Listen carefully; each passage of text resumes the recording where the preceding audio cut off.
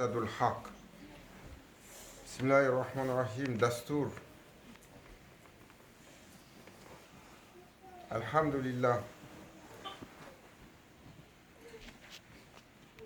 أطيعوا الله أطيعوا الرسول والأولي الأمر منكم.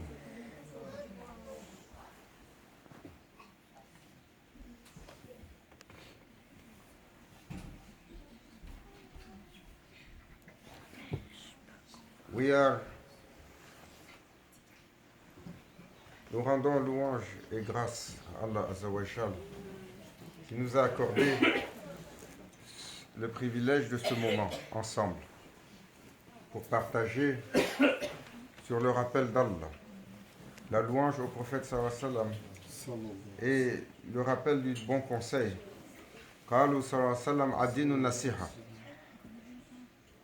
Nous demandons le conseil qui nous aide et qui nous fait avancer sur le chemin de l'islam et qui augmente notre foi. Nous sommes dans le temps de Akhir az-Zaman. Nous sommes dans le temps décrit par le prophète sallallahu alayhi wa sallam de l'ultime corruption. Jahiliya Thani. Le prophète sallallahu alayhi wa sallam, il a décrit une ignorance pire que celle qui a précédé l'islam quand viendra le temps de la fin. Il a décrit l'incapacité des humains à pouvoir se lever et il a comparé cela à une nuit obscure, une nuit densément obscure, le temps où il est difficile de discerner entre le vrai et le faux. Et dans ce temps, les phénomènes étranges s'accentuent. Les choses, ajaib ul jab, se développent sous nos yeux. Des événements à couper le souffle et une confusion au-delà de toutes les confusions. Une confusion telle que pour le simple d'esprit, pour l'intelligent, pour les gens du discernement, il est difficile de discerner entre le vrai et le faux, pratiquement en toutes choses. Et il y a aujourd'hui en cela, dans ce que nous voyons qui nous entoure, aucune surprise. Le prophète sallallahu alayhi wa sallam a parlé de ce temps. Awliya al-Kiram, ils ont rappelé ce temps. Grand Cheikh Abdullah Faiz Dagestani, il a décrit méticuleusement ce qui allait nous arriver durant les 30 dernières années et ce que nous voyons. Et Maulana Cheikh, Allah Azzawajal sanctifie son secret, élève sa station. La dernière parole que j'ai entendue de son vivant, la dernière fois que je l'ai visité à Chypre, il s'est arrêté alors qu'il rentrait chez lui. Il a tourné la tête et il a dit « Rentrez chez vous, car ce qui s'en vient sera difficile. » À tel point que les gens qui sont en déplacement ne pourront plus rentrer chez eux. Leur mesure de temps n'est pas celle qu'on comprend. Ils voient proche, ils voient loin, mais ils rappellent. Et le prophète sallallahu alayhi wa sallam nous a prévenus de ce temps. Et la méthode la plus certaine pour se préserver dans ce temps. Faghfir ilallah. Il faut s'accrocher au support d'Allah. Dans un temps si difficile, la taqnatu min rahmatillah. Il ne faut pas désespérer de la grandeur et de la miséricorde d'Allah. Notre temps est difficile parce qu'il est confus. Notre temps est difficile parce que nous ne savons pas où nous tourner. Notre temps est difficile parce que nous ne comprenons pas les tenants et les aboutissants des choses. Alors, il faut, comme disait Maulana Cheikh, il faut bâtir son oasis. Le prophète sallallahu alayhi wa sallam a dit, quand viendra cette confusion et que la turbulence sera généralisée, alors rentrez chez vous et ne vous mêlez pas à la turbulence de la foule. S'ils viennent chez vous, alors retirez-vous dans votre chambre. S'ils viennent à votre chambre, alors ramassez votre famille et retirez-vous à la montagne. Nous sommes dans ce temps où il est important de pouvoir se retirer à la montagne. Il est important de pouvoir se retirer dans la chambre du cœur, de pouvoir se retirer dans la montagne du cœur. La montagne de la proximité d'Allah.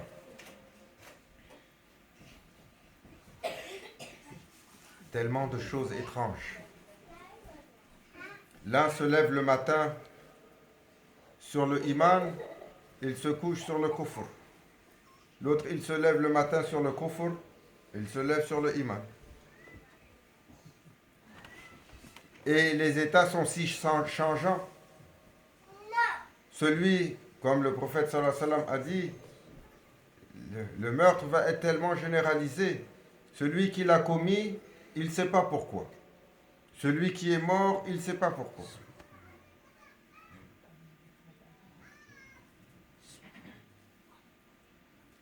Plus personne n'est à mesure d'expliquer ce qui se passe. Plus personne n'est à mesure de s'expliquer pourquoi autant de déchaînements, autant de turbulences, autant de confusion. Nous avons perdu le sens de la vérité.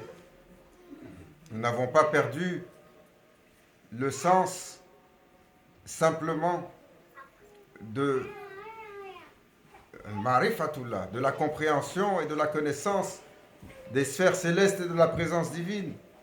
Le langage que nous utilisons, nous n'en comprenons même plus le sens. La noblesse de caractère, ça ne veut plus rien dire pour personne. Nous sommes tous incapables de comprendre ce que cela veut dire de se lever meilleur le lendemain que la veille. De s'astreindre à la patience, de s'astreindre à l'endurance, de s'astreindre à la générosité et au partage. De développer en nous l'amour, la compassion, le discernement. De développer en nous l'intelligence qui nous amène à comprendre que nous sommes tous les enfants d'Adam. C'est Adam alayhi salam, c'est notre titre, Bani Adam. Et pourtant, tellement de confusion. Nous avons des angoisses, nous avons des peurs, nous avons des craintes, nous avons des colères dont nous ne savons pas l'origine. Mais l'origine est ambiante, elle nous entoure, elle est partout. Et comme Maulana Cheikh disait, lorsqu'on lui demandait, mais pourquoi, ô Cheikh, vous êtes tel une fontaine et vous n'inondez pas l'humanité de votre guidance. Et il disait, excepté par le support d'Allah, pour celui que Allah aura choisi, Al-Mahdi Muntadhar. C'est Al-Mahdi alayhi salam. Personne ne peut lutter contre le désert. Personne ne peut lutter contre le désert du sens, et le désert de la vertu, et le désert de la foi. Mais nous pouvons arroser nos oasis. Et quelles sont ces oasis? Riyadul Jannah. Sallallahu alayhi wa sallam, il a les assemblées où les gens s'asseyent pour le rappel d'Allah. Il les a appelés Riyadul Jannah, les jardins du paradis. Toujours Maulana Cheikh, dans les années 80-90, il nous rappelait que va arriver un temps difficile. Et comme Grand Cheikh disait, quand viendra la difficulté, le lieu le plus serein pour le croyant, Shajara, son tapis de prière. Alors que tout le monde est occupé à se divertir et que tout le monde est occupé à discuter de politique et à spéculer sur ce qu'ils ne savent pas. Il ne faut pas penser que nous savons quand nous regardons ce qui se passe et que nous sommes à mesure d'analyser et de comprendre ce qu'il en est. Cela appartient à Allah. Il est connaissant et à ceux qu'il a autorisés. Pour le reste, tout le monde y perd son latin. Comme Maulana Cheikh disait, les tenants et les aboutissants de ce qui se passe, cela n'est plus dans la main des humains. Ça leur échappe. S'ils pouvaient contrôler, ils le feraient. Ils ne sont plus capables de le contrôler. Alors, il faut bâtir son oasis. L'oasis, c'est d'abord et avant tout de s'assujettir à une discipline noble et propre. Une discipline où nous comprenons que nous devons bâtir en nous un sanctuaire. Une discipline où nous comprenons que nous sommes dans la traversée ultime du désert des déserts, le désert le plus aride. Et celui qui n'arrose pas son oasis, il ne le traversera pas. Et il n'y a pas de miracle là-dessus. Et pour cela, alors, comme le prophète sallallahu alayhi wa sallam a dit, de nous retirer dans la chambre. Alors que la turbulence de la rue vient nous chercher. Et de nous retirer à la montagne avec nos familles.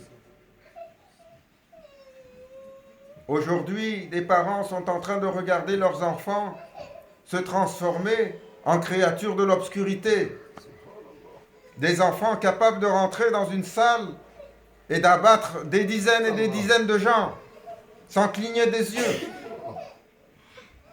Même dans le pire cauchemar, la mère qui a mis au monde son enfant n'aurait pas pu imaginer cela. Et aujourd'hui, c'est presque quotidien. Parce que nous laissons nos enfants partir. Et nous ne leur enseignons pas à propos d'un Seigneur absolu et grand, le suprême. Nous ne leur enseignons pas que nous avons rendez-vous avec une rencontre qui définira notre éternité. Et nous ne leur enseignons pas que Allah Azza wa Jal, il se définit comme Rahman. Et il dit, Allah s'est interdit le zulum, le Seigneur des mondes tout-puissant, qui n'a de compte à rendre à personne. Il s'est interdit une chose. Ô mes serviteurs, interdisez-vous l'oppression et la tyrannie. Mais de quel islam il parle? Ceux sortis du niveau le plus bas de l'enfer, qui sont aujourd'hui en train de mettre cette terre à feu et à sang, quels qu'ils soient. Aux croyants, aux croyantes, aux musulmans. Regardez pour vos enfants. Prenez soin d'eux. Prenez le temps avec eux. Rappelez-leur la grandeur d'Allah et sa miséricorde. Faites fleurir dans leur cœur le jardin de l'amour du prophète sallallahu alayhi wa sallam. Celui qui a amené les plus grands, les plus honorables, les plus vertueux de ce monde au firmament de l'accomplissement.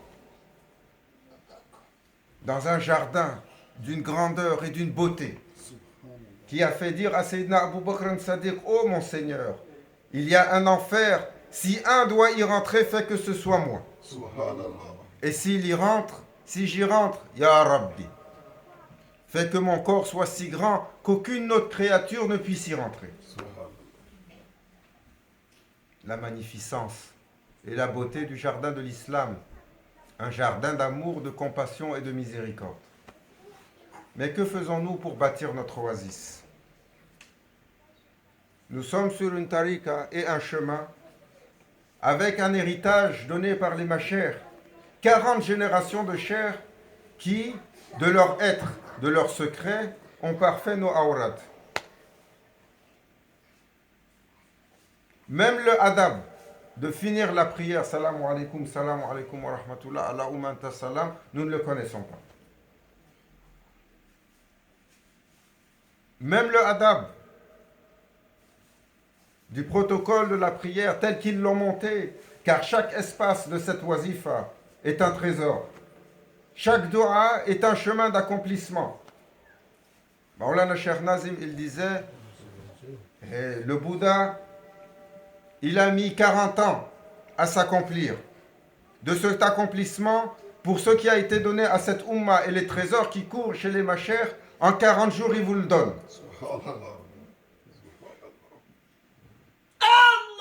Qui est intéressé? Qui est intéressé? Nous délaissons les trésors qui ont été laissés. Et nous ne nous occupons pas de nos enfants. Et dans ce qui nous a été donné, nous avons l'incapacité de bâtir notre oasis. Cet oasis, il est bâti ensemble. Notre bouche, elle s'ouvre pour se critiquer les uns les autres. Notre bouche, elle s'ouvre pour semer la dissension les uns envers les autres. Et nous n'avons plus la compréhension que mon frère fait ma force. Il est mon miroir, comme a dit le prophète sallallahu alayhi wa sallam. Un bien en lui m'augmente dans ce bien. Une faiblesse en lui me rappelle et me donne le devoir de le couvrir et de l'aider à se relever. Mais au lieu de cela, au lieu de s'unir, au lieu d'abattre nos différences, alors nous les exacerbons et nous nous critiquons. Et le blanc se croit supérieur au noir et ne veut pas marier son enfant à un asiatique. Et le noir se croit différent de l'arabe et refuse de marier son enfant. Et nous ne parlons pas de quelqu'un d'autre. Le prophète sallallahu alayhi wa sallam, il a appelé ça la mécréance et rien d'autre. Quand ses compagnons commençaient à exacerber et à mentionner les différences, et lorsqu'il mentionnait les différences raciales, il a dit à Abu Darda, anhu, mais alors qu'il t'a donné, il t'a été donné l'islam, tu retournes à la jahiliya. Et ça, c'était l'enseignement de la couronne des croyants, le maître des maîtres, Habibik al-Mustafa, sallallahu alayhi wa sallam, pour ses nobles compagnons. Ô croyants, ô croyantes, bâtissez vos oasis, l'oasis de la foi. La traversée du désert est ultime. Et à la finalité, seuls ceux qui auront discipliné leur monture pour cette traversée arriveront. Qu'Allah Azza wa Jal nous accorde la guidance, nous illumine de Rishad, nous accorde le regard de bienveillance de la couronne des croyants, Habib al-Mustafa sallallahu alayhi wa sallam. Qu'il fasse que notre être palpite dans la louange du Seigneur des mondes. Qu'il fasse que notre être soit interdit à la tyrannie, au zulum et à l'oppression. Qu'il fasse que notre être s'illumine de l'amour du prophète sallallahu alayhi wa sallam. Qu'il fasse que notre oasis soit le plus verdoyant et le plus bâti possible. Verdoyant de dhikr, verdoyant de la louange au prophète sallallahu alayhi wa sallam. Nous invoquons Ya Rabbi, dans ce temps difficile, ce mois si difficile, Shahr Safar, à la veille du premier printemps, Rabi al-Awwal, le mois de la lumière prophétique. Nous invoquons que nous soit accordé de quitter toutes nos difficultés et de quitter toutes nos tyrannies et notre obscurité et de nous habiller de la lumière de la grâce et de la lumière de l'amour dans l'océan du prophète sallallahu alayhi wa sallam. Et que nos enfants et que nos familles et que nos proches et que nos compagnons et que nos bien-aimés soient avec nous. Qu'ils soient la force qui nous permette de continuer. Ô notre Seigneur, accorde-nous la guidance des gens d'Allah, la guidance des étoiles parmi les étoiles, ceux et celles, Ahlullah, fil bilad, de cette terre et de toute la terre qui assure la guidance. Ô notre Seigneur, que la grâce de notre cher Mohammed Nazim Al-Haqqani nous accompagne et que son regard veille sur nous et qu'il soit donné à nos machers longue vie, en santé, pour nous guider. Satan, Maulana Sheikh Hicham, Maulana Sheikh Adnan, Maulana Sheikh Mehmed et leurs familles et tous les gens de la réalité. Ahlullah. Ô notre Seigneur, que nous soyons protégés de ce temps si obscur et que jamais ne soit donné à notre corps de transgresser tes commandements et ce qui te fait plaisir. Que jamais ne soit accordé à notre langue de transiger sur ton commandement et ce qui te fait plaisir. Et que notre être soit assujetti pour ta grandeur, uniquement pour ton bonheur. Et que nous soyons parmi ceux que le prophète sallallahu alayhi wa sallam a décrits comme ceux dont personne n'a à craindre ni de la main ni de la langue. Ô croyants, ô croyantes, dans ce temps, inna dina indallah l'islam, le chemin vers Allah, le chemin de l'islam, c'est la guidance. Si vous n'enseignez pas à vos enfants l'islam du prophète sallallahu alayhi wa sallam, alors les créatures des ténèbres viendront leur enseigner un obscurantisme en son nom. Qu'Allah nous en protège et protège nos enfants et protège nos villes et nos voisinages. Ila hadratina bil Fatiha.